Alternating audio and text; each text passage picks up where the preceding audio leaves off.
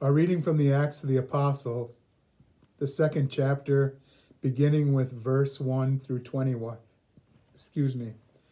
When Pentecost Day arrived, they were all together in one place. Suddenly, a sound from heaven, like the howling of a fierce wind, filled the entire house where they were sitting. They saw what seemed to be individual flames of fire alighting on each one of them. They were all filled with the Holy Spirit and began to speak in other languages as the Spirit enabled them to speak. There were pious Jews from every nation under heaven living in Jerusalem. When they heard this sound, a crowd gathered.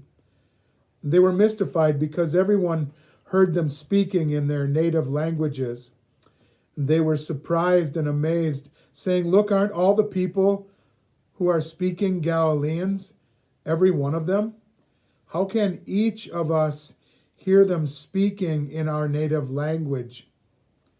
Parthians, Medes, Elamites, as well as residents of Mesopotamia and Judea and Cappadocia and Pontus and Asia, Phrygia and Pamphylia, Egypt and the regions of Libya bordering Cyrene, and visitors of Rome, both Jews and converts to Judaism.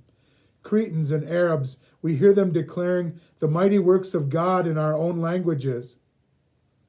They were all surprised and bewildered. Some asked each other, "What does this mean?"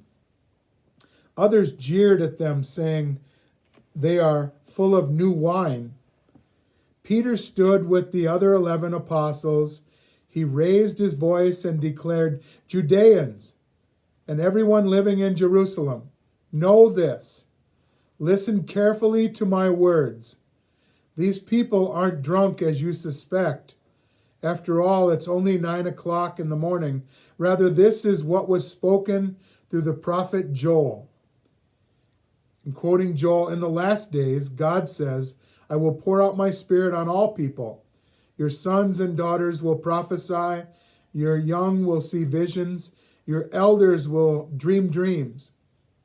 Even upon my servants, men and women, I will pour out my spirit in those days, and they will prophesy.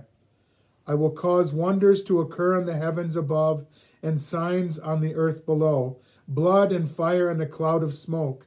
The sun will be changed into darkness, and the moon will be changed into blood, before the great and spectacular day of the Lord comes, and everyone who calls on the name of the Lord will be saved."